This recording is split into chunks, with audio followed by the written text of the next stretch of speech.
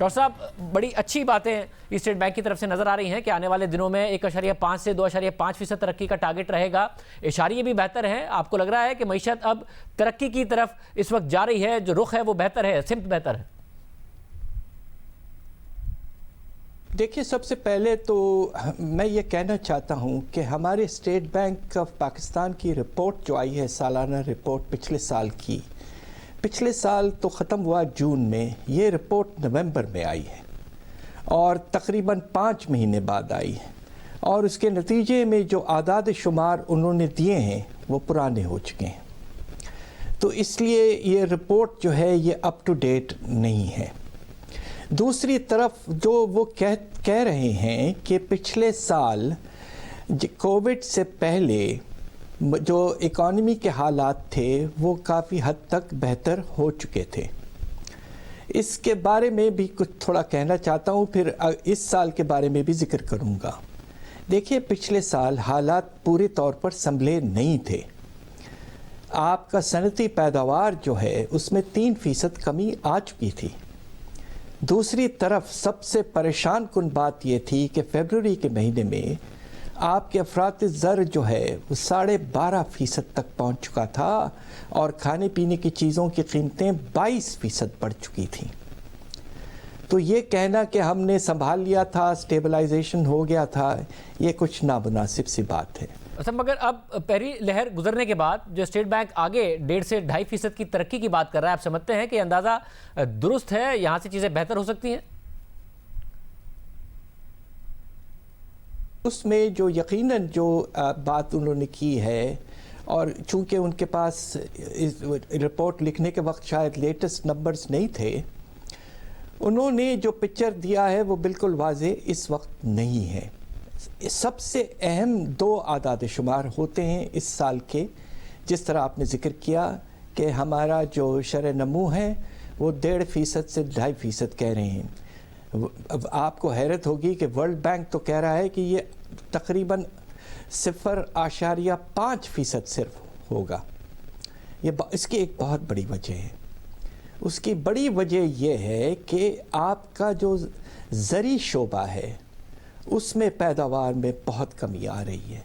اب آپ یہ دیکھیے کہ خدا نخواستہ کپاس کی فصل اس سال تقریباً 20 سے 25% کم ہو سکتی ہے.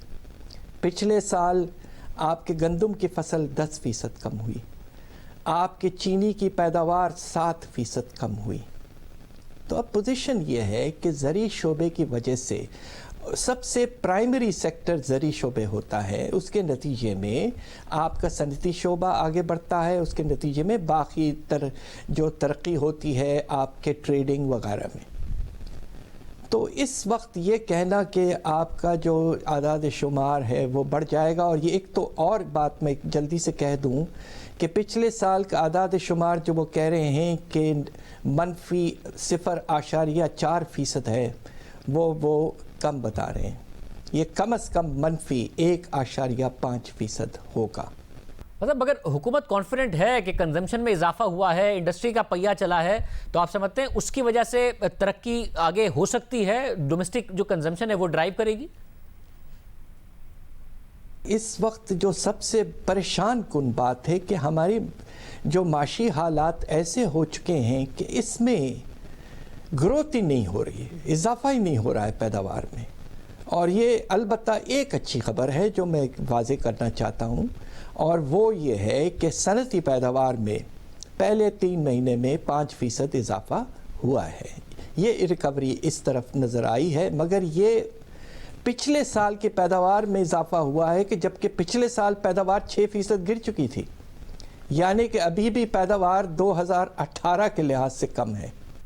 مگر جو 2 فیکٹرز ہیں جو وزیر اعظم بھی بار بار بتاتے ہیں کہ جی سیمنٹ کی پیداوار میں بہت زیادہ اضافہ ہوا ہے, یعنی کہ جو کنسٹرکشن پیکج ہے اس کے نتائج آنا شروع ہوئے ہیں. ٹیکسٹائل کا اب کہا جا رہا ہے کہ جی ان کو بہت زیادہ ایکسپورٹ آرڈرز ملے ہوئے ہیں, جس کی وجہ سے فیصل آباد میں فل کیپیسٹی پر اس وقت ٹیکسٹائل انڈسٹری آپریٹ کر رہی ہے. تو یہ 2 فیکٹرز آپ نہیں سمجھتے کہ آگے جا کے انڈسٹری کا پہیہ چلے, روزگار لوگوں کو ملنا شروع ہو, جس کی وجہ سے گروتھ بھی ہوتی نظر آئے گی؟ دیکھیے, بات یہ ہے کہ فیصل آباد کا تعلق ہمارے برآمدات سے ہے, اور اسٹیٹ بینک اگر پچھلے کچھ مہینوں کے اعداد شمار چھاپتا تو یہ بات واضح تھی کہ پہلے 3 مہینے میں ہمارے برآمدات میں 11% کمی آئی ہے. تو یہ بات سمجھ میں نہیں آتی ہے کہ اتنی آپٹمزم، اور جسے کہتے ہیں نا کہ آپ بہت پر امید ہو رہے ہیں. فگرز جو بتا رہے ہیں وہ یہ کہ ایکسپورٹ میں کمی آئی ہے. اللہ کے فضل سے ایک بڑی اچھی چیز البتہ ہو رہی ہے، اور اس کا ہمیں شکریہ ادا کرنا چاہیے اللہ میاں سے کہ ہمارے ریمیٹنسز میں بہت اچھا اضافہ ہوا ہے، 30% تقریباً. اس کی وجہ سے ہمارے حالات سنبھلے ہیں.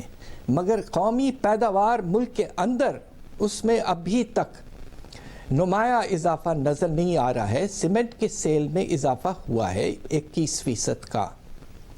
مگر ایک چیز جو سمجھ میں نہیں آ رہی ہے کہ جو دوسرے کنسٹرکشن انپٹس ہیں، آپ سٹیل کے پلیٹس اور بیلٹ جو اس طرح کے آئٹم ہوتے ہیں ان میں کمی آئی ہے، آپ کے گلاس کے پروڈکٹس میں کمی آئی ہے، آپ کے ووڈن پروڈکٹس میں کمی آئی ہے.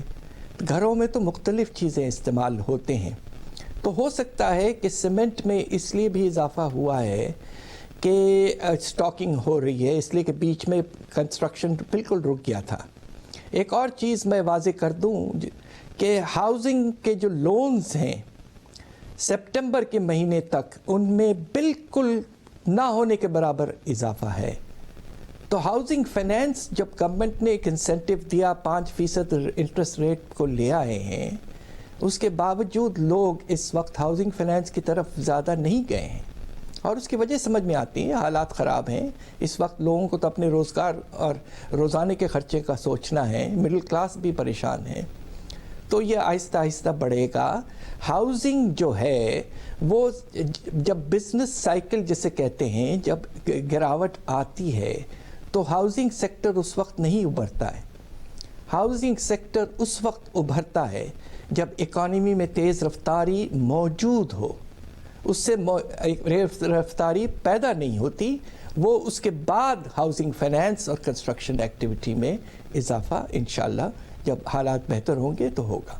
مطلب ایک اور مسئلہ ہے وہ IMF کا پروگرام ہے، وہ کورونا کی وجہ سے سسپینڈڈ ہے. اب دوسری لہر کورونا کی آ گئی ہے. ایک کیچ 22 سچویشن اس وقت نظر آتی ہے. اگر پاکستان IMF کے پروگرام میں جاتا ہے تو سیکولر ڈیٹ اتنا زیادہ ہے کہ خسارے کم کرنے کے لیے IMF دباؤ ڈالے گا کہ آپ بجلی کی قیمتیں بڑھائیں، وہ بڑھیں گی، ایک انفلیشنری پریشر آئے گا جس سے اور زیادہ معیشت بھی دباؤ میں آ سکتی ہے. مگر دوسری طرف اگر IMF کا پروگرام سسپینڈڈ رہتا ہے تو ایکسٹرنل پریشرز پیدا ہو سکتے ہیں. آپ کو لگ رہا ہے کرنٹ اکاؤنٹ جو سرپلس ہے اس کی وجہ سے پاکستان اس سسپینشن کو پرولونگ کر سکتا ہے اور تھوڑے لمبے عرصے تک کنسٹرکشن پیکج بھی انڈسٹری کو بھی انسینٹیوائز کر سکتا ہے IMF کے پروگرام میں جائے بغیر؟ دیکھیے بات یہ ہے کہ ہم مسلسل کرنٹ اکاؤنٹ سرپلس کی بات کرتے رہے ہیں. یقیناً سرپلس ہوا اللہ کے فضل سے $750 ملین کے لگ بھگ. مگر ہمیں یہ دیکھنا ہے کہ ایسا کیوں ہوا کہ ایک طرف ہمارا کرنٹ اکاؤنٹ سرپلس ہوا پہلے 3 مہینے میں، مگر ساتھ ساتھ ہمارے فارن ایکسچینج ریزروز انہی 3 مہینوں میں گر گئے. تو لوگ یہ شاید یہ نہیں دیکھتے کہ توازن ادائیگی میں 2 اکاؤنٹ ہوتے ہیں. ایک اکاؤنٹ ہے کرنٹ اکاؤنٹ جو سرپلس میں گیا اللہ کے فضل سے، اور البتہ پہلی دفعہ کافی عرصے کے بعد میں ایسا ہوا کہ دوسرا اکاؤنٹ جسے ہم فائنینشیل اکاؤنٹ کہتے ہیں وہ خسارے میں چلے گیا.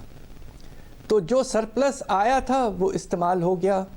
اور کیوں آپ کا فائنینشیل اکاؤنٹ ڈیفیسٹ میں گیا، اس کے 3 وجوہات ہیں. ایک تو یہ کہ آپ کا کل فارن انویسٹمنٹ جو ہے کم ہوا، اگرچہ ڈائریکٹ انویسٹمنٹ میں اضافہ ہوا مگر ایکویٹی کا پیسہ ملک سے باہر چلے گیا. دوسری طرف اس کی وجہ یہ ہے کہ آپ کو سعودی عربیہ کو $1 بلین واپس کرنا پڑا. تیسری وجہ یہ ہے کہ باہر سے قرضوں کی رفتار کچھ کم ہو گئی ہے، اور اس کی وجہ یہ ہے کہ جب IMF کا پروگرام نہیں ہوگا تو جو آپ کے لینڈر ہیں جو آپ کو پیسہ دیتے ہیں، کمرشل بینک ہو یا آپ بانڈ کو فلوٹ کریں، اس میں مشکلات بڑھ جاتے ہیں. لوگ گھبراتے ہیں کچھ پیسے دیتے ہوئے ایسے ملک کو جس کے بارے میں یہ خیال ہو کہ اس کے ریزروز جو ہیں وہ مناسب نہیں ہیں اللہ کے فضل سے اس وقت 3 مہینے کے ہیں، مگر اس کے پیچھے بہت سے سواپ فنڈز اور بہت سے ڈپازٹس آپ نے ریزروز کو آرٹیفیشلی بڑھائے رکھے ہیں۔ مطلب اب حکومت سرکولر ڈیٹ کو تو اپنے دعووں کے باوجود کم نہیں کر پائی ہے، اور اب آپ یہ کہہ رہے ہیں کہ ایکسٹرنل سیکٹر کے حالات ایسے ہیں کہ جو بھی سرکولر ڈیٹ کو کم کرنے کے لیے شرائط آئی ایم ایف لگاتا ہے، حکومت ان کو مانے اور آئی ایم ایف کے پروگرام میں دوبارہ چلی جائے۔ دیکھیں بات یہ ہے کہ آپ کو اس سال قرضوں کی ادائیگی میں 12 ارب ڈالر دینے ہیں۔ دوسری طرف کرنٹ اکاؤنٹ اس وقت سرپلس میں ہے، مگر آنے والے مہینوں میں چونکہ آپ کو بے شمار ایسی چیزیں امپورٹ کرنے ہیں جو پہلے آپ نے نہیں کی۔ آپ کو 50 لاکھ بیل کے لگ بھگ کپاس امپورٹ کرنا ہے، 25 لاکھ ٹن گندم امپورٹ کرنا ہے، 5 لاکھ ٹن چینی امپورٹ کرنا ہے۔ اس کی وجہ سے امپورٹ میں اضافہ ہوگا۔ دوسری طرف تیل کی قیمتوں میں پچھلے کچھ ہفتے 10 دن میں 10% اضافہ ہو چکا ہے۔ تو اس وقت اللہ کے فضل سے حالات اچھے ہیں کرنٹ اکاؤنٹ کے، مگر وہ کچھ حد تک خراب ہو سکتے ہیں۔ اس وقت آپ کے پاس جو پریشر ہے کہ آپ کو 15 سے 16 ارب ڈالر سالانہ باہر سے پیسہ آنا ہی آنا ہے، ورنہ آپ کے ریزروز تیزی سے کم ہو جائیں گے۔ تو سوال یہ پیدا ہوتا ہے کہ کیا یہ پیسہ آپ آئی ایم ایف پروگرام سے ہٹ کر باہر سے حاصل کر لیں گے؟ یہ بہت میں سمجھتا ہوں سب سے اہم سوال ہے۔ اگر حکومت یہ سمجھتی ہے کہ وہ یہ کر لیں گے تو پھر آئی ایم ایف سے دور رہیں، اور یقیناً آپ اس وقت بجلی کی قیمتوں میں اضافہ نہیں کر سکتے۔ اس سے بہت نقصان ہوگا، آپ کی افراط زر اور بڑھ جائے گی اور پیداوار میں بہت سخت کمی آ سکتی ہے۔ آئی ایم ایف کو سمجھانا پڑے گا، آئی ایم ایف سے بات کریں، اور انشاءاللہ جب بات ہوگی تو ہو سکتا ہے کہ بیچ کا راستہ نکل آئے۔